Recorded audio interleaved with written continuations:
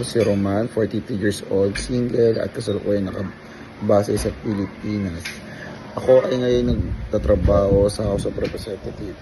Ako din ay active sa community namin. Nagsilbi ako bilang granite ng Metro Columbus at kasalukuyang Vice President ng Homeowner Association. Sumali ako sa kusang ito dahil gusto kong matutong magsalita ng Japanese.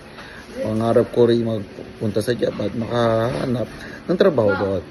I really admire Japan, especially their culture, discipline, at respect sa nakakatanda. Sa free time ko, madalas kong involved sa community activities at leadership work. Dahil gusto kong makatulong sa ibang tao.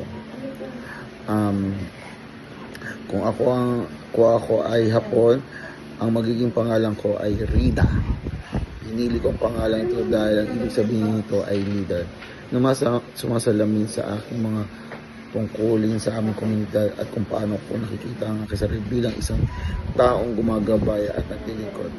Excited na matuto sa inyo.